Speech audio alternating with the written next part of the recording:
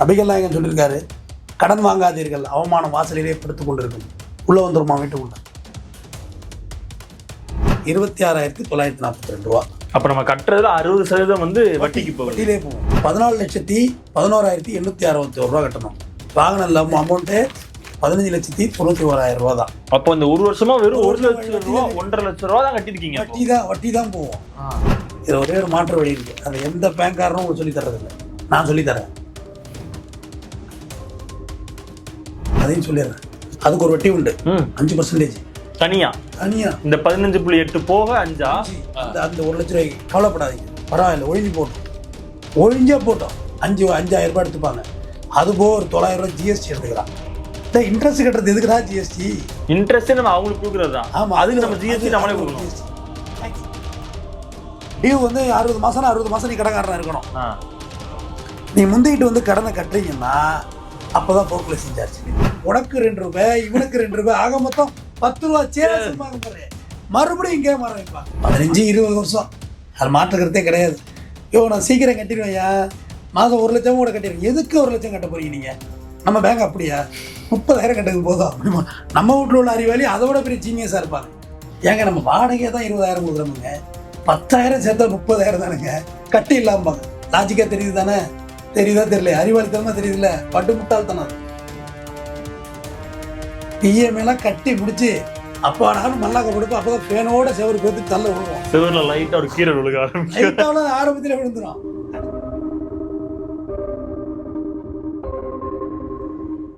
Sir வணக்கம் sir. வணக்கங்க sir. ஆக்சுவலாக என்னென்னா சார், இந்த பேங்க்கில் ஹோம் லோனு, அதுக்கப்புறம் இந்த லோன் விஷயமா நிறையா வாங்குறாங்க. ஆனால் அது எப்படி கட்டுறது என்ன ஏதுன்னு தெரியுறாங்க. அவங்க வாட்டு கண்ணு முன்னு தெரியாமல் கட்டிகிட்டே போகிறாங்க. ஆனால் அதுக்குள்ளே நடக்க இந்த ஒரு சில குளறுபடிகள், இல்லை இதை இப்படி பார்த்து கட்டணும், இப்படி கட்டினா நல்லா இருக்கும், உங்களுக்கு இந்த பணமும் சேமிப்பாக இருக்கும், நீங்கள் இதெல்லாம் வந்து ஃபாலோ பண்ணிங்கன்னா ரொம்ப நல்லா இருக்குன்ற மாதிரி உங்களுக்கு தெரிஞ்ச ஒரு சில விஷயங்கள் ஷேர் பண்ணிங்கன்னா நல்லா இருக்கும் சார். கடன் பட்டார் நெஞ்சம் போல் கலங்கி நின்றான் இலங்கையை வந்தானார் கம்பர். கடன் எவ்வளோ மோசமானது. தான் நாடு போச்சு, தன் மானம் போச்சு, இன்று போய் நாளை வாங்குறான் ராமன், ஜெயிக்க முடியலை, எல்லாரையும் பழி கொடுத்தாச்சு. அப்போ வந்து கலங்கி நின்றானா இலங்கையை வந்தான், என்ன செய்யறதுன்னு தெரியாமல். அதான் கடன் பட்டார் நெஞ்சம் போல். கடன்கிறது எவ்வளோ மோசமானது, எவ்வளோ ஒரு ரொம்ப ரொம்ப ரொம்ப மோசமானது கடன். நபிகள் நாயகன் சொல்லியிருக்காரு, கடன் வாங்காதீர்கள், அவமானம் வாசலிலே படுத்துக் கொண்டிருக்கும். உள்ளே வந்துருமா வீட்டுக்குள்ள. நமக்கு தெரியாமலே நம்ம தலையில் நிறைய பொருளை கட்டி விட்டுறாங்க. அது நிறைய புத்தகங்கள் படித்தாலே உங்களுக்கு நிறையா புரியும். சைக்காலஜி ஆஃப் மணி புக்கெல்லாம் படித்த பிறகு மனதறிஞ்சு சொல்கிறேன், நான் உளவுபூர்வமாக சொல்கிறேன். ஏன்னா நம்மளாம் ஒரு காரெல்லாம் வாங்கிட்டு என் கஷ்டப்படணும், இந்த தேவையே இல்லை அதை வாங்கி நம்ம வெறும் தகர டப்பா, எனக்கு இல்லாத மரியாதை என் தகர டப்பாவுக்கு மரியாதை இருக்கான்னு கேட்குறேன். அது வெறும் தகரம் தானே அது, அதுக்கு என்ன மரியாதை? ஒரு சிம்பிளாக ஒரு லோனோட டேரிஃப் ஒன்று சொல்கிறேன். கடன் வாங்காதீர்கள், வாங்கி கடனை அடைப்பதற்கான வழிகளே இது நான் சொல்லித்தரேன். ஒரு லோன் வாங்குறீங்க, லோன் அமௌண்ட் வந்து என்கிட்ட இருக்க ஒரு டாக்குமெண்ட்ஸ் ஜெராக்ஸ் இருக்குது, ஓகே, 15,91,534 ரூபா. அது வந்து பார்த்தீங்கன்னா பிரின்சிபலில் 000 இந்த பாருங்க, 00000 1 ரூபா கூட அந்த லோனில் போகாது. அப்படியே இன்ட்ரெஸ்ட் தான் போகும். முதல் மாதம் ரேட் ஆஃப் இன்ட்ரெஸ்ட் பார்த்தீங்கன்னா 15.80 15.8. ரெண்டாவது மாதம் போகுதுன்னு பார்த்தீங்கன்னா 38,534 ரூபா இஎம்ஐன்னு வச்சுக்கங்களேன். இப்போ உங்களுக்கு வந்து பிரின்சிபல் எவ்வளோ போகும்னா 11,532 ரூபா. வட்டி எவ்வளோன்னா 26,942 ரூபா. அப்போ நம்ம கட்டுறதுல 60% வந்து வட்டிக்கு போகும், வட்டியிலே போகும். இப்படியா போகும் தம்பி. 10வது மாதம் போகிறத சொல்கிறேனே, 10வது மாதத்தில் பார்த்தீங்கன்னா 38,534 ரூபா இஎம்ஐனா 19,429 ரூபா பிரின்சிபலு, 19,105 ரூபா வட்டி. நீ எப்போ கட்டி முடிக்கிறது? பாதிக்கு பாதியாக வட்டி. சார் இப்போ 10வது மாதம்னா மாதம் நீங்கள் 30,000 ரூபா கட்டினா ஒரு 3 லட்சம் ரூபாய் நீங்கள் கட்டுற மாதிரி இருந்திருக்கும் 10 மாதத்துக்கு சேர்த்து. அப்போ உங்களோட அமௌண்ட் வந்து மிச்சம் நீங்கள் எவ்வளோ கட்டுற மாதிரி இருக்கும்? ஒரு 12 லட்ச ரூபா வரைக்கும் வந்துருச்சா? இல்லை அது வராது, வரவே வராது. 12வது மாதம் ஒரு வருஷத்துடைய ஃபுல் ஸ்டாப்பை சொல்கிறேன் தம்பி, 38,534 ரூபா. இதுக்கு வந்து பாக்கி எவ்வளோ திரும்ப கட்டணும்? 14,11,861 ரூபா கட்டணும். வாங்கின அமௌண்ட்டு 15,91,000 ரூபா தான். அப்போ இந்த ஒரு வருஷமா வெறும் 1 லட்சம் ரூபா 1.5 லட்சம் ரூபா தான் கட்டிருக்கீங்க. வட்டி தான் போகும். மாதம் 10,000 ரூபா ரேஞ்சு கூட வரல தம்பி. அதில் 38,000 ரூபா இஎம்ஐ. இப்படியே பார்த்து 22வது மாதம் எவ்வளோ கட்டியிருக்கோம் அப்படின்னு பார்த்தீங்கன்னா, இன்னும் பாக்கி எவ்வளோ இருக்குன்னு சொல்கிறேன் கேட்டுங்க. பிரின்சிபல் 12,174,000 ரூபா இருக்குது. 22 மாதம் கட்டின பிறகு 22 மாசம் கிட்டத்தட்ட 2 வருஷம் ஆயிடுச்சுல சார். 2 வருஷத்துல 2 வருஷத்துல இன்னும் கட்ட வேண்டியது வந்து 11 லட்ச ரூபா கிட்ட இருக்கு. அப்போ இன்னும் கட்ட வேண்டிய 22வது மாதம் இங்கே இருக்குது. 22வது மாதம் 12 லட்ச ரூபா இருக்குது. இன்னும் அப்புறம் வெறும் 4 லட்ச ரூபா தான் சார் கட்டிருக்கீங்களா சார்? அப்போ 4 லட்சத்துக்கு கம்மி 3,90,000 ரூபா கட்டியிருக்கிறேன். இதுதான் லோன். அப்ப மிச்ச அமௌண்ட் எல்லாமே வந்துட்டு இன்ட்ரெஸ்ட்ல போகுது. இன்ட்ரெஸ்ட் 36வது மாதம் மாத்திருவோமா? 36வது மாதம் 8,53,207 ரூபா, கிட்டத்தட்ட 9 லட்ச ரூபா. வாங்கின கடன் எவ்வளவு? 15,91,000 ரூபா. எத்தனாவது மாதம் தம்பி? 36வது மாதம். ஆனா இதுல என்னன்னா மாசமும் 32,000 35,000 ரூபா, மாசம் 38,000 ரூபா கட்டிட்டு தான் கட்டிக்கிட்டே இருக்கணும். அப்போ கூட பாருங்க, பிரின்சிபல் பார்த்தீங்கன்னா இப்போ 27,000 ரூபா போகுது. 27,300 ரூபா. இன்ட்ரெஸ்ட் வந்து 11,234 ரூபா. எல்லாம் ஆதாரத்தோட பேசுறேன். இதுல என்னன்னா சார், இப்ப தனித்தனியா பிரிச்சோம்னா நீங்க கட்டின அமௌண்ட், அதாவது இப்ப கடைசி 0 வரைக்கும் வந்திருக்குன்றப்போ உங்களோட அமௌண்ட் வந்து 15 லட்சம் ரூபா, 15,90,000 ரூபான்றது உங்க காசு. இன்ட்ரெஸ்ட் மட்டும்னா அது அதிகபட்சமா எவ்வளவு போயிருக்கும் சார்? மொத்தமா இந்த டியூ கட்டி முடிக்கணும்னாக்க 15, 10, 25, 11, 12 லட்சம் ரூபா, 16 லட்சம் ரூபா இன்ட்ரெஸ்ட் போகும். அதாவது நம்ம வாங்கின விட 10,000 ரூபாய் கூட தான். 10 லட்சம் கூட போயிருக்கும். 11 லட்சத்துக்கு மேல போயிருக்கும். அது வந்து நம்ம இன்ட்ரெஸ்டா வந்து கட்டுற மாதிரி இருக்குது. வேற இன்ட்ரெஸ்ட் தான். உங்களை வாழ முடியாது, நீங்க வாழவே முடியாது. இது வந்து 5 12 60 5 வருஷம். நீங்க இது வந்து லோன் க்ளோசர் சொல்றேன் கேட்டேங்க. 10/2/2029, நீங்க 2025. அப்போ கூட நீங்க எவ்வளவு கட்டுவீங்கன்னா, அன்ன கடைசி மாசம் கூட 175 ரூபா இன்ட்ரெஸ்ட். பிரின்சிபல்ல பார்த்தீங்கன்னா 13,284 ரூபா போகுது. இப்படி ஒரு டேரிஃபை நீங்களால் கட்டி முடிக்க முடியுமா? உங்களால் எந்த காலத்தில் கட்டி முடிக்க முடியும்? எந்த காலத்தில் நீங்கள் முடிப்பீங்க? இதுக்கு வேற வழி இல்லையா சார்? இப்போ இந்த இன்ட்ரெஸ்ட் அமௌண்ட்லாம் கம்மி பண்ற மாதிரியோ இல்லை இதுக்கு ஏதாவது ஒரு மாற்று வழி ஏதாவது ஒன்று இருக்கா சார்? இப்போ இதில் ஒரு மாற்று வழியெல்லாம் ஒன்றும் இல்லை தம்பி. ஒரே ஒரு வழி மட்டும் நான் அதில் சொல்லித்தர்றேன். அதை நீங்கள் புரிஞ்சுங்க. இந்த இருக்குது இதோட பிரிண்ட் அவுட்டு. இதில் ஒரே ஒரு மாற்று வழி இருக்குது. அதை எந்த பேங்க்காரனும் உங்களுக்கு சொல்லித்தர்றதில்லை, நான் சொல்லித்தரேன். கடன் வாங்கிட்டீங்களா? போய் பிரின்சிபலில் பணத்தை கட்டுங்க. பிரின்சிபல் இருக்குல்ல, இப்போ வந்து இந்த மாதிரி தம்பி, உதாரணத்துக்கு இப்போ வந்து 21வது மாதம் போயிட்டு ஒரு 1 லட்ச ரூபா பணத்தை கட்டுறது. உங்களை கட்ட விட மாட்டாங்க அவ்வளோ ஈஸியாக. அதையும் சொல்லிடுறேன். அதுக்கு ஒரு வட்டி உண்டு, 5% தனியா. இந்த 15.8 போக 5 அந்த 1 லட்ச ரூபாய்க்கு கவலைப்படாதீங்க, பரவாயில்ல, ஒழிஞ்சா போட்டோம். 5,000 ரூபாய் எடுத்துப்பாங்க. அது போக ஒரு 900 ரூபாய் ஜிஎஸ்டி எடுத்துக்கிறான். இன்ட்ரெஸ்ட் கட்டுறது எதுக்குடா ஜிஎஸ்டி? இன்ட்ரெஸ்ட் நம்ம அவங்களுக்கு கொடுக்குறது தான். ஆமா, அதுக்கு நம்ம ஜிஎஸ்டி நம்மளே கொடுக்கணும். ஜிஎஸ்டி டாக்ஸ் அது ஒன்று எடுத்துக்கிறாங்க. எடுத்துக்கிட்டிங்கன்னா அந்த 1 லட்ச ரூபாய் கட்டிங்கன்னா டேரிஃபில் ஒரு 4 மாதம் குறைச்சிப்பாங்க. இன்னும் ஒரு 40 மாதம் கட்ட வேண்டியது இருக்குன்னு வச்சுங்களேன், 36 மாதமாக மாற்றுவாங்க. அப்படி இல்லை, நீங்கள் 40,000 ரூபா டியூ கட்டிட்டு இருக்கீங்கன்னா 36,000 ரூபா அப்படி மாற்றுவாங்க. 4,000 ரூபாய் இஎம்ஐயில் குறையும். 4,000 ரூபா குறையும். இந்த ஒரு 5,000 ரூபாய் இங்கே தொழிஞ்சு போகுது. ஆனால் ஒரே மாதம் 4,000 ரூபா குறைஞ்சிடும். அடுத்து எப்பெல்லாம் பணம் வருதோ அப்பெல்லாம் உன்னை கட்டுங்க. செக்கு தான் வாங்குவாங்க. கேஷ் வாங்க மாட்டாங்க. நீங்கள் டோக்கன் எடுத்துகிட்டு போய் சலிப்பு பார்க்காம, தெரியாதனமாக அவங்ககிட்ட சகவாசம் வச்சுக்கிட்ட அப்படி சொல்லி சலிப்பு பார்க்காம கையில் இருக்கிறத கொண்ட கட்டுங்க. இவ்வளவுதான் கட்டணும்னு கிடையாது. இப்போ 50,000 தான் கட்டணும் அப்படிலாம் கிடையாது. 1 லட்சம் 2 லட்சம் எது வருதோ பக்குன்னு கொண்ட கட்டுங்க. இன்னொரு ஐடியா சொல்லட்டுமா? பெஸ்ட்டாக சொல்லட்டுமா? உங்கள்கிட்ட ஜுவல்லரி இருக்குன்னு வச்சுங்க, நகை, அந்த நகையை அடவு வச்சு கொண்ட கட்டுங்க. பெஸ்ட்டு தம்பி. 1.5 வட்டி தானே தம்பி அது? 1.5 வட்டி. இது எப்போ கட்டி முடிக்கிறது உங்கள்கிட்ட? இது எல்லாத்தையும் விட ஃபோர்க்ளோஸ் பண்ணணும்னு வச்சுங்க, அப்போ ஒரு சார்ஜ் போடுவாங்க தம்பி. இப்போ நான் உங்கள்கிட்ட கடன் வாங்கியிருக்கேன் தம்பி, நீங்கள் என்கிட்ட பணத்தை தானே வாங்க பார்ப்பீங்க. இந்தாங்க தான் சார் உங்கள் சார் ரொம்ப நன்றி, நீங்கள் பணம் கொடுத்து நான் கார் வாங்கி வீடு வாங்கி வச்ச வாழை குளதள்ளிட்டு பணத்தை கட்டுறேன், என்னை ஆளை விட்டுருக்குன்னா அப்போ ஃபோர்க்ளோசிங்னு ஒரு சார்ஜ் போடுவாங்க. அதாவது எல்லாம் கட்டி முடிக்க டியூ வந்து 60 மாதம்னா 60 மாதம் நீ கடைக்காரனாக இருக்கணும். நீ முந்திக்கிட்டு வந்து கடனை கட்டுறீங்கன்னா அப்போ தான் ஃபோர்க்ளோசிங் சார்ஜ். முன்கூட்டியே நீ எப்படி கடனை கட்டுவ? ஏன் கட்டுற அப்படி ஒரு சார்ஜ் போடுவாங்க. அதுக்கு அடுத்து உங்களை ரூம்ல அடிச்சு கொண்டு வச்சு பேசுவாங்க. தம்பி ஏன் சார், என்ன பிரச்சனை சார்? நம்ம பேங்க்ல ஒண்ணுமே இல்லை, இது அப்படியே டாப்அப் பண்ணி தர்றோம், நீ இது வரைக்கும் கட்டல, இப்போ நான் சொன்னேன்ல, இப்போ போய் இந்த ஸ்டேஜில் வச்சு 22 மாதம் ஆகிட்டுல இந்த ஸ்டேஜில் வச்சு மேலே அந்த வண்டிக்கு ஒரு 4 லட்ச ரூபா கடன் வாங்கலாம். மறுபடியும் இது எங்கே இருந்து ஆரம்பிக்கணும்? மறுபடியும் உனக்கு 2 ரூபாய், இவனுக்கு 2 ரூபாய், ஆக மொத்தம் 10 ரூபா சேருப்பாங்க. மறுபடியும் இங்கே ஆரம்பிப்பாங்க. மறுபடியும் 15 லட்சத்தில் கொண்டாந்து வச்சு மறுபடியும் 26 லட்சம் 27 லட்ச ரூபா கொண்டாந்து வச்சிருவாங்க. நீ மீளவே முடியாது. நம்ம கஷ்டப்பட்டு 22 வருஷத்தை கம்மி பண்ணோம், 22 மாசம் கம்மி பண்ணோம்னா திருப்பி அவன் பணத்தை ஏற்றி பின்னாடி ஃபர்ஸ்ட்ல இருந்து மறுபடியும் நீங்க இன்னைக்கு ஏதோ ஒரு சிரமம் இருக்கு, ஏதோ ஒரு தேவை இருக்குங்கிறத நீ பணத்தை டாப் அப் பண்ணீங்கன்னா அவனை விட்டு வெளில வரவே முடியாது. நீங்க வெளில வரணும் என்றால் ஒரே வழி 1,50,000 கொண்டு வச்சு கட்டுங்க. டேரிஃப் உடனே மாறும். நான் தான் இந்த பாடம் நடத்தி காட்டுச்சேன்ல, ஒரே ஒரு டியூ நீங்க ரொம்ப வேண்டாம், 38,500 ரூபா ஒரு டியூ நீங்க கட்டுங்க. 4 மாசம் குறையுது, 4 மாசம் குறையும். அப்போ எப்பெல்லாம் காசு இருக்கோ அப்பெல்லாம் கட்டி தொலைஞ்சோம்னா ஒழிஞ்சு வெளில வந்துடலாம். நீங்கள் நினைப்பீங்க 38,000 ரூபா ஒரு காசா, ஒரு நாளைக்கு 1000 ரூபா தானே, பெரிய விஷயமா தெரியல. 1000 ரூபா, 1000 ரூபாய்க்கு அது முதலானா பரவாயில்ல, 1000 ரூபா இல்லை 800 ரூபா ஒன்று வட்டி கட்டினா நான் எப்படி பிழைக்கிறது? 1000 ரூபாயும் 1000 ரூபா கட்டினா கடன் ஒழிஞ்சிரு தம்பி. 800 ரூபா தானே கேபிட்டல் பிரின்சிபல் எடுக்கிறேன், 200 ரூபா இன்ட்ரெஸ்ட்ல வச்சா நான் எப்போ கட்டி முடிக்கிறது? அப்போ நகை இருந்ததுன்னா கொண்டை வித்துட்டு கட்டிடுங்க. அப்படி இல்லைன்னா மார்க்கெட் வேல்யூவில் அந்த வண்டி எவ்வளோ போகுதுன்னு பாருங்க. இவன் வச்சிருக்க லோன் அமௌண்ட்லாம் போகாது தம்பி. இப்போ விற்றா கூட அந்த வண்டி கையிலேருந்து அமௌண்ட் க்ளோஸ் பண்ணணும். 4 க்ளோஸ்ன்னு சொல்கிறோம்ல, இப்போ விற்றா கூட அந்த வண்டிக்கு நீ கையிலேருந்து அமௌண்ட் க்ளோஸ் பண்ணணும். அப்போ அந்த மார்க்கெட் வேல்யூ வர்றப்ப வச்சு தள்ளி விட்டு கடனை முடிச்சிருக்கு, அதுதான் நல்லது.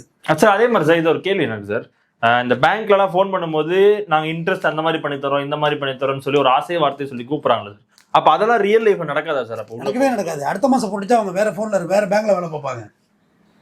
அடுத்த மாதம் போட்டுச்சு அவங்க வேற பேங்க்ல சார் ரொம்ப கம்மியாக பண்ணித்தரோம், நீங்கள் எப்போ கூப்பிட்டாலும் நாங்கள் கூடயே இருப்போம் சார். கூப்பிட்டாலும் கூட ஒருத்தனை ஹச்சிட்டாக்குன்னு ஒரு நாக்குட்டி வந்து ஓடஃபோன் விளம்பரத்துக்கு கூடவே வரும். நாயா அது வர்றதுக்கு பின்னாடியே எப்படி வரும்? அடுத்த மாதம் வேற பேங்க்ல வேலை பார்ப்பாங்க. தம்பி உங்கள்கிட்ட லோன் வாங்கக்குள்ள சார் மேடத்தோட கழுத்து போட சொல்லுங்க. மேடம் எப்படி செந்தில் சொல்லுவார்ல, மேடத்தை திட்டாதீங்க மேடம், லோன் கட்டணும் அவங்க சிபிலும் காலி, அவங்களும் லோன் வாங்க முடியாது. அப்புறம் நீங்கள் எந்த வங்கி பக்கமும் போக முடியாது. இது நீங்கள் எந்த வகையிலையும் 2 லோனில் நீங்கள் தப்பிக்க முடியாது. ஒன்று கார் லோனு, இன்னொன்று ஹவுசிங் லோன். கார் லோன் கூட சில பேர் கொண்டு போய் எங்கே அடை வச்சுட்டு போயிடறானோ, சுத்தலில் விட்டு போயிடுறாங்க. ஆனால் ஹவுசிங் லோன் நீங்கள் தப்பிக்க முடியுமா? உங்கள் வீடு தம்பி அது, நீங்கள் எங்கே போவீங்க? வீட்டை விற்கவும் முடியாது, வீட்டை யாரும் வாங்கவும் மாட்டாங்க, வீட்டு வாசல் வந்து கத்துவானுங்க வாழ்வாழ்னு கெட்ட கெட்ட வார்த்தையில். அக்கம் பக்கத்தில் நீங்கள் தலை காட்ட முடியுமா? தலை கட்ட முடியாது. ஒருத்தர் அந்த டாக்டர் ஒருத்தர் சூசைட் பண்ணிட்டார்ல இங்கே அண்ணா நகர் குடும்பத்தோட, அவன் பைத்தியக்காரன், அதுக்கெல்லாம் ஆதரிக்க முடியாது. பிள்ளைங்களை உள்ள தூக்கி தொங்க விடுறான். அப்போ ஹவுசிங் லோன் வாங்கியிருக்கீங்கன்னா கொரோனா நமக்கு ஒரு பெரிய பாடம். பல பிஸ்னஸ்மேன் வந்து லட்சாதிபதி ஆகிட்டான். ஏன்னா அதுக்கு முன்னாடி அவன் கோடீஸ்வரனாக இருந்தான், பிச்சைக்காரனாகி லட்சாதிபதி ஆகிட்டான். லட்சாதிபதி இருந்தாலும் பணக்காரன் ஆகிட்டான், 1000 வந்துட்டான். இப்படி வாங்க டேரிஃப் கீழாக்க வந்துட்டான், தெருவுக்கு வந்துட்டாங்க. அந்த மானிட்டோரியம்லாம் எந்த பேங்கும் கொடுக்கல. சில பேர் சொல்லுவாங்க, நீங்கள் வண்டியே உங்கள் வண்டி தொலைஞ்சாலுமே இஎம்ஐ கட்டுறது நிப்பாட்டாதீங்க, சிபில் காலி ஆகிடும். சிபில் காலி ஆகிடுச்சுன்னு வச்சுக்கோங்க, அதோட நீங்கள் அதுக்கு பேர் லோன் வாங்க முடியாது. இந்த ஒரு பவுன்சிங்க்கு ஒரு சார்ஜ் தம்பி, பவுன்சிங் சார்ஜ் ஒரு பவுன். இந்த ஒரு செக் பவுன்ஸ் ஆகுறது உங்கள் சிபிலில் கடைசி வரை ரிஃப்ளாக்ட் ஆகிட்டே இருக்கும். அது தப்பிக்காது. நீங்கள் சொல்லுவாங்க அதெல்லாம் ஒன்றும் ஆகாது சார்பா, செட்டில்மெண்ட் பண்ண சொல்லி உங்களை டார்ச்சர் பண்ணுவாங்க. ஒன் டைம் செட்டில்மெண்ட் பண்ணிங்கனாலும் கடைசி வரை சிபிலில் காமிச்சிட்டு தான் இருக்கும். நீங்கள் அதுலேருந்து வெளியில் வரவே முடியாது. அந்த வங்கியிலேருந்து 100க்கு 100% எனக்கு என்னமோ வங்கி ஒப்பிடக்குள்ள தனியார்கிட்ட கடன் வாங்குறது பெட்டராக தெரியுது. தனியார்கிட்ட கடன் வாங்கினா தம்பி ஒரு மனசாட்சியாக வெளியே 10 பைசா வட்டி 5 பைசா வட்டி அந்த மாதிரி கூட வாங்கிடலாம், பேசி கொடுத்துலாம் தம்பி அவங்கள்ட்ட. அவன் கடைசியில் எனக்கு வட்டி வேணா அசலையாவது குடுறான்ற மாதிரி வந்துருவாங்க. நிறைய பைனான்சியர் கதறிக்கிறாங்க. ஆனால் இது வந்து ஃபுல்லாகவே சிஸ்டமேட்டிக், ஈஸியஸ் எலக்ட்ரானிக் கிளியரன்ஸ் செக்ஸ். இங்கே சென்டிமெண்ட்ஸ்க்கெல்லாம் வேலை கிடையாது. ஆட்டோமேட்டிக்காக அது ஜெனரேட் ஆகி போயிட்டே இருக்கும். பவுன்ஸ் ஆகி 500 அது ஒரு பக்கம் சேர்ந்துடும். பவுன்சிங் சார்ஜ்னு ஒன்று தனியாக போடுவாங்க, க்ளோசிங் சார்ஜ் தனி. எந்த லோனை க்ளோஸ் பண்ணாலும் என்ஓசி வாங்கிடுங்க. என்ஓசி வாங்காமல் வந்துடாதீங்க விளையாட்டா. அவன் சொல்லுவான் அந்த லோன் க்ளோஸில் இருந்தவன், அதெல்லாம் ஒன்று நான் தானே சார் பார்த்துட்றேன், அடுத்த 6 வாரம் நினச்சா வேறு பேங்கில் வேலை வைப்பான், இல்லை எங்கே ரேபிட்டை ஓட்டிகிட்டு இருப்பான். தேவையில்லாத வேலை அது. நீங்கள் என்ஓசி கொடுத்துறப்பா, பணத்தை கட்டி என்ஓசி கொடுத்தா வெளில போவான். அடுத்து உங்கள் ஆர்சி புக்கை கொடுங்க, அதை கொண்டு போய் ஆர்டிஓ ஆஃபீஸ் கொடுத்தா என்ஓசி போட்டு கொடுத்துருவாங்க, கிளியரன்ஸ் போட்டு கொடுத்துருவாங்க. திருப்பி கடன் வாங்கிடாதீங்க, பத்திரமா கொண்டாந்து வீட்டில் வாங்கி ஆர்சி புக்கை. அடுத்து ஹவுசிங் லோன். ஹவுசிங் லோனை பொறுத்தவரை இதை விட ஒரு படி மேலே. இதையாவது காரை கொண்டாங்க வைக்கலாம், அதில் அதுக்கும் வழி இல்லை. அந்த லோன் பார்த்தீங்கன்னா இதாவது 5 வருஷம் போட்டாங்களா, அது குறைஞ்ச 15 வருஷம் போடுவாங்க, 15-20 வருஷம். அது மாற்றுக்கிறதே கிடையாது. நான் சீக்கிரம் கட்டிடுவேன்யா, மாதம் 1 லட்சம் கூட கட்டிடுங்க. எதுக்கு 1 லட்சம் கட்ட போறீங்க நீங்கள்? நம்ம பேங்க் அப்படியா 30,000 கட்டுறது போதும் அப்படிமா? நம்ம வீட்டில் உள்ள அறிவாளி அதை விட பெரிய ஜீனியஸாக இருப்பாங்க. ஏங்க நம்ம வாடகையே தான் 20,000 கொடுக்குறோமுங்க, 10,000 சேர்த்தா 30,000 தானுங்க, கட்டி இல்லாமப்பாங்க. லாஜிக்காக தெரியுது தானே? தெரியுதா தெரியல, அறிவாளித்தனமாக தெரியுதுல்ல, பட்டு முட்டாள்தானே அது. அதை விட பைத்தியக்காரத்தனம் எதுவுமே இல்லை. வாடகையே கொடுத்துட்டு போயிடலாம். இன்னும் சொல்லவோ அறிவாளித்தனம், 30,000 வீட்டுக்கு நீ வாடகை கூட போ, மாதம் 30,000 கூட கொடு, ஆனால் நீ கடலில் மாட்ட மாட்ட. வாடகையோட ஒழிஞ்சு போகுது. 10 மாதம் கொடுத்தா பைக்கு 30, 3 லட்சம், இதில் ஒரு 2 மாதம் 60,000, 3,60,000 தானே. ஆனால் நீ 10 மாதம் இஎம்ஐ கட்டினாலும் ஒரு பைசா கூட அதில் ஏறி இருக்காது, வட்டியில் தான் போயிருக்கும் 12 மாதத்துக்கும். நீ எப்போ கட்டி முடிக்கிறது? பிரின்சிபல் எப்போ தெரியுமா ஸ்டார்ட் ஆகும்? ஒரு 6வது 7வது வருஷத்தில் பிரின்சிபல் ஸ்டார்ட் பண்ணுவான். முதல் 5 வருஷம் வட்டியிலே தான் இருக்கும். நீ எந்த காலத்தில் முடிக்கிறது? வீடு பழசாகிடும் தம்பி, 20 வருஷத்தில் டெமாலிஷ் ரேஞ்சுக்கு வந்துடும். நீ இஎம்ஐலாம் கட்டி முடிச்சு அப்பாடாலும் மல்லாக்க படுப்போம். அப்போ தான் ஃபேனோட செவரு பேத்து தள்ள விழுவோம். செவரில் லைட்டாக ஒரு கீரை விழுக லைட்டாக ஆரம்பத்தில் விழுந்துடும், கடைசியாக பேத்துட்டு விழுவோம். மற்றவங்களாம் பணக்காரவங்களாம் இருப்பாங்க, சார் பில்டிங் அடிச்சு கட்டுற, நீங்கள் ஒரு ஆள் இந்த படாத கூட ஏங்க இப்போ தாங்க வாங்கிருச்சேன், அதெல்லாம் முடியாது சார், அசோசியேஷன் முடிவு எடுத்துட்டு நீங்கள் 40 லட்ச ரூபா கொடுங்க வீடு கட்டணுமாங்க, மறுபடியும் 40 லட்சம் கடனுக்கு போவாங்க. அந்த பில்டரே வருவான், எக்ஸ்கியூஸ் மீ நானே லோன் போட்டு தர்றேன், அவனுக்கு வீடு கட்டி கொடுத்தா காசு யார் பில்டருக்கு? அது வரைக்கும் உங்களை வெளில வாடகைக்கு தங்க வைக்கிறோம், பில்டரே வாடகைக்கு தங்க வைக்கிறான் பார்த்துக்கோ. அப்போ எவ்வளோ ப்ராஃபிட் இருக்கணும்? ஒரு அப்பார்ட்மெண்ட் இடிச்சிட்டு கட்டுறதுல அந்த அத்தனை மாதம் வாடகையும் பில்டர் கொடுக்குறாங்க. நீ வந்து வெளியே போயிருக்க வேண்டியதுதான், திருப்பி வீடு கட்டி ஹாப்பியாக வந்து ஓப்பன் பண்ண வேண்டியதுதான். பால் பொங்குது, பால் எங்கே போகும்? வாங்கின கடன் தான் பொங்கும், உள்ளே வர வேண்டியதுதான். கடன் வாங்கி வீடு கட்ட தேவையில்லை.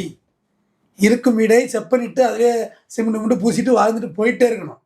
கடன் வாங்கி கார் வாங்க தேவையில்லை. கார் வாங்கணும்னு ஆசையாக இருக்குதா? 50,000 வச்சுருக்கீங்களா? சூப்பராக ஒரு செகண்ட் ஹேண்ட் ஒரு 800 கார் வாங்கிக்கோங்க, ஜம்முன்னு இருக்கும். பெட்ரோலு 3 சிலிண்டரு 3 ப்ளக்கு, எந்த பைக்கு மாதிரி தான், மழையை கண்டா ஆஃப் ஆகிடும், அது ஒரு விஷயம். கார் வச்சுருக்கேன், 50,000 பைக் வாங்க முடியல தம்பி, இன்றைக்கி பயங்கர விலையாக வைக்குது. பைக்கெலாம் ஆக்சிடென்ட் ஆகிடும், மழை பெய்யாது, வைப்பர் ஓடாது, பாட்டு ஓடாது, இதில் எல்லாம் இருக்குது. பஞ்சர் ஆனால் ஒரு டயர் மாட்டிக்கலாம், ஒரு கார் வாங்கி ஓட்டி பார்த்துக்கோங்க பழைய வண்டியை. இதுதான் லெவலு. இப்போ கார் நெசசிட்டியா அப்படின்னா எனக்கு அது அவசியம் இல்லாது, உறுதியாக சொல்கிறேன். ஆனால் தேவையில்லாத கொஞ்சம் கோத்து நிற்கிறதில்ல. அது கொஞ்சம் இந்த சைக்காலஜி பண்ணி புக்கெல்லாம் கொஞ்சம் முன்கூட்டியே படித்து ஞானமாக வந்துருது. காரே எடுக்க மாட்டேது. இங்கேருந்து பாரிஸுக்கு 300 ரூபா 320 ரூபா தம்பி Ola Uber, driver free, parking பற்றி கவலை கிடையாது. நம்ம இறங்கி டக்குனு ஓடிடலாம், கோட்டில் ஓடிடலாம், ஏசி குழுன்னு இருக்கும், எந்த தொல்லையும் இல்லை. வண்டி நீட்டாக இறங்கி உட்காந்தோமா, 2 அப்படியே பேரில் பேசணுமா, இல்லை 2 இன்ஸ்டாகிராம் பார்த்தோம்னா போய் இறங்கிடலாம். தேவையில்லாத விஷயம் தானே. இதை கொண்டு போனால் பார்க்கிங் கிடக்கு, வண்டி பொட்டை வெயிலில் கிடக்குது, பாலைவனத்தை கிடக்குற மாதிரி வந்து வண்டியில் ஏறினா தவங்குது. ஒரு முட்டை கோழி முட்டையை ஒரு தட்டு வாங்கி வச்சுட்டு போனோம்னா குளிஞ்சா பொரிச்சிடும் போல இருக்குது. மறுபடியும் அங்கே ஏசி கூலிங் ஆகிறதுல வீடு வந்துடுது, இல்லை ஆஃபீஸ் வந்துடுது. ஆனால் ஊபர் வண்டி அப்படி இல்லை, கூலிங்காக தானே வருது, அப்படியே ஏறி உட்காந்துலாம்ல, நீட்டாக இறங்கி போயிட்டு இருக்கலாம் ஜென்ட்டில். அது இந்த மெட்ரோவில் வந்துட்டு அது ஊபரும் ஓடாது, ஓலா வண்டியும் ஓடாது. 50 ரூபாயில் கொண்ட பேரிஸில் குழுன்னு இறக்கி விட்டுறாங்கல்ல, சட்ட கசங்காக போய் இறங்கிடலாம்ல. அதனால நமக்கு இந்த பொருளை எவ்வளோ அவசியம், இந்த வீடு அவசியம். வீட்டுக்கு இந்த லாஜிக்கை சொல்லுவாங்க, வாடகைக்கு பதில் வீடு கட்டிடலாம், வேலைக்கே ஆகாது, அது கதையே ஆகாது. ஒரு நாள் அரிசி பருப்புக்காண்டி ஒரு மளிகை கடை வச்சு நடத்த முடியுமா? தேவைக்கு வாங்கி குழம்பு வச்சு சாப்பிட்டுக்கலாம். அதுக்காண்டி தினம்தான் இது பருப்பு வாங்குற ஒரு மூட்டை வாங்கி வச்சிட முடியுமா? வேலைக்கு ஆகுமா? ஆகாது. தேவையை தான் அரிசி ஒரு மூட்டை எடுத்துக்கலாம். எது எசென்ஷியல்னு முடிக்கணும். ஹவுசிங் லோன்லாம் வந்து 1 கோடி ரூபா வீடுன்னா குறைந்தபட்சம் உங்கள்கிட்ட ஒரு 50 லட்ச ரூபா இருந்தால் லோன் வாங்க. 50 லட்சம் ஜொல்லெல்லாம் வைக்கக்கூடாது. ஜொல்ல எப்போ வைக்கணும்? கொரோனா மாதிரி வந்தால் கொண்ட வைக்கணும். பாதிக்கு பாதி பணம் இருக்கணும், கையில் இருக்கணும். இல்லைன்னா வாங்கவே கூடாது. கையில் இல்லை தம்பி. 1 கோடி ரூபா வீட்டுக்கு 50 லட்ச ரூபா டவுன் பேமெண்ட் போடணும். அதான் டவுன் பேமெண்ட்டை நம்ம கையிலேருந்து கொடுக்குற மாதிரி, கையிலேருந்து கொடுக்கணும். எந்த கடனும் இருக்கக்கூடாது. பொண்டாட்டி நகை பிள்ளை நகைலாம் அப்படியே இருக்கணும். பாக்கி 50 lakhs லோன் போடுங்க. நான் சொல்கிற மாதிரி அட்வான்ஸ் பேமெண்ட் கட்டி வெளியே வந்துருக்கு, சரிதானே? அப்புறம் நான் வீடே வாங்கக்கூடாதா? ஒரு மிடில் கிளாஸுடைய கனவு ஒரு காரு, ஒரு வீடு, பிள்ளைகளுக்கு ஒரு நல்ல படிப்பு, இதுதானே அடிப்படை. உணவு, உடை, உரை, ட்ரெஸ்ஸு, இதை முதல்ல கால்குலேட் பண்ணுங்க. அடுத்தது ஒரு கோவிட் இந்த மாதிரி வந்ததுன்னா பாக்கி 50 lakhs உங்கள்கிட்ட ஜொல் இருக்கான்னு பார்த்தேன். 50 லட்ச ரூபா நம்ம இது கொடுத்தாச்சு தம்பி, பாக்கி 50 லட்ச ரூபாய்க்கு நகை இருக்கணும் நம்மள்கிட்ட. இருந்ததுன்னா எந்த இதை பற்றி கவலைப்பட வேண்டாம், அப்படியே வச்சு குத்துட்டு கூட வீட்டை மீட்டரலாம். நகை போகணுமா வாங்கிக்கலாம் தம்பி, மூவிங் ப்ராப்பர்ட்டி தானே அது. அது ஒரு அழகுக்கு அவ்வளோ தானே, கவரிங்க அதோட சூப்பராக இருக்குது. நகையை வச்சுட்டு வீடை வாங்கிக்கலாம். இதெல்லாம் இந்த டேரிஃபெல்லாம் உங்களுக்கு யாரும் சொல்ல மாட்டாங்க. இதுவரையிலும் யாரும் நடத்தணும் இந்த விஷயத்தை உங்களுக்கு எந்த பேங்க்காரங்களும் சொல்ல மாட்டாங்க. பேங்க்காரங்களுக்கு இது நல்லாவே தெரியும். உன்னை வாழ வைக்க அவனுக்கு வழியே தெரியும். நீ வாழக்கூடாது தான் நோக்கமே. இதை சொன்ன அவங்க வாழ முடியாமல் போயிடும்ல. இதை சொன்னா என்ன சார், அட்வான்ஸ் பேமெண்ட் கட்டலாம். யாராவது உன்னை கேன்வாஸ் பண்ணுறோன்னு சொல்லி, தம்பி எனக்கே அப்போதான் தம்பி தெரியும், இந்த விஷயத்தை போய் கற்றுட்டு வர்றேன். எவ்வளோ நாள் ஆச்சு சார் இவ்வளோ தெரிஞ்சுக்கிறதுக்கு? எனக்கு தெரிஞ்சுக்கிறது 40 வயசாக இருக்குது தம்பி. நானும் அவங்களோட ஒரு 15 வருஷம் மல்லிகிட்டு தான் நிற்கிறேன். 25 வயசுலேருந்து பேங்க்காரங்களோட இழுத்துக்கிட்டு தான் திடுறேன். யாரும் சொல்லிக் கொடுக்கல. என் க்ளோஸ் ஃப்ரெண்ட்ஸே பேங்க்கில் வேலை பார்க்குறான்னு சொல்ல தம்பி. இந்த விஷயத்த சொன்னால் எப்போயே வெளியே வந்திருக்கலாமே. 10 லட்சம் 5 லட்சம் உங்கள்கிட்ட தூக்கி எறிஞ்சிட்டு புக்கை வாங்கிட்டு வந்திருக்கலாம், வீட்டை சொந்தமாகிட்டு போயிருந்துருக்கலாமே. இவங்க சொல்லவே இல்லை. இது கடைசியாக இது ஒரு ஆள் நமக்கு ஒரு தகவல், அது அந்த வங்கிக்கு அவருக்கு கான்ட்ரவர்சி ஆகி போச்சு. அப்போ வந்து சொல்கிறேன், இப்படி கட்டலாம் தெரியுமா உனக்கு, டே வேணா இதை அப்பயே சொல்ல வேண்டியது, நான் கட்டிருப்பேன்டா. அப்போ நான் பேங்க்ல இருந்தேன்ல. இப்போ மட்டும் இது ஒரு மிகப்பெரிய ரகசியம். இதை நான் வந்து ஒரு பயனுள்ள வீடியோ இது. இது உங்களோட எவ்வளோ பேருக்கு நீ கொண்டு போய் சேர்க்குறீங்களோ அது கண்டிப்பாக உங்களுக்கு பிரயோஜனமாகும். கடன் வாங்காதீர்கள். வாங்கினா அட்வான்ஸ் பேமெண்ட் கட்டுங்க, இல்லைன்னா லாக் ஆகிடணும். கார் லோனை பொறுத்தவரையிலையும் அந்த வண்டியோட ரேட்டுக்கு வர்ற வரையும் தாக்கு பிடிச்சிட்டு வண்டியை தள்ளி விட்டு வண்டியை க்ளோஸ் பண்ணிவிட்டு லோனை க்ளோஸ் பண்ணுறது. அதுக்கப்புறம் கையில் இப்போ 10 லட்ச ரூபா வச்சுருந்தா 1 லட்ச ரூபாய்க்கு ஒரு கார் வாங்கலாம் தம்பி. 10 லட்ச ரூபா லிக்விட் கேஷ் 1 லட்ச ரூபாய்க்கு ஒரு கார். 1 crore இருந்தால் 10 லட்ச ரூபாய்க்கு கார். இவ்வளோதான் ரேஷியோ. ஏன்னா அது அவ்வளோ அழிக்கும். காருங்கிறது வடிகால் தானே, அதனால வருமானம் தான் வராது. எல்லாம் நினச்சிட்டு இருப்பாங்க ஒரு ஓலா ஊபரில் போட்டு சம்பாரிச்சிடலாம். ஓலா ஊபர் சம்பாரிச்சிருவான், நம்ம எங்கே சம்பாதிக்கிறது? 350 ரூபா கொடுத்தா 350 ரூபாய்க்கு அந்த டிரைவருக்கு போதா? 120 ரூபா 130 ரூபாவோட பாக்கெல்லாம் அந்த கம்பெனிக்கு போயிடும். மெயின்டெனன்ஸ் யார் போடுறது? டீசல் யார் போடுறது? டயர் யார் வாங்கி போடுறது? பேரிங் யார் வாங்கி போடுறது? கேர் ஆயில் இன்ஜின் ஆயில் யார் ஊற்றுறது? எல்லாம் நம்ம தல்லாம் விடியும். அதனால் ஒருபோதும் அது ஜெயிக்காது. ஏன்னா இத்தனை அரசாங்க துறைகள் வருமானத்தில் ஓடிய போதும் கார்பரேஷன் நட்டத்தில் ஓடுது போக்குவரத்து துறை. காரணம் தேஞ்சிக்கிட்டே இருக்கும். தினம் தேயுதில்லை ரோட்டில் போட்டு. ஒரு நாளைக்கு ஏர் உடையும். ஏன் உடையதெல்லாம் ரீசன் இருக்காது, உடையும். திடீர்னு மோதிரம், ஆக்சிடென்ட், அது தனி ட்ரிபியூனல் இருக்குது. இது மாதிரி என் ஃப்ளைட்டே நட்டத்தில் ஓடுதுல இருந்து வித்து அடிச்சுட்டு ஓடினாங்கன்னா இல்லையா? அதனால் இந்த பேங்கிங்கில் லோன் வாங்குறதுக்கு முன்னாடி நிறைய முறை யோசிங்க. ஏன்னா நல்லா இனிக்க பேசி உங்கள்கிட்ட லோன் போட்டவர்கள் நீங்கள் கட்டாத போது அவங்களோட சுயரூபங்கள் வேறு மாதிரி இருக்கும். அதனால் ரொம்ப கேர்ஃபுல்லாக இருங்க. கடன் வாங்காதீர்கள். வாங்கினா கட்டுறதுக்கு இந்த ரீபேயிங் சிஸ்டத்தை பயன்படுத்துங்க. நன்றி, வணக்கம். Thank you sir.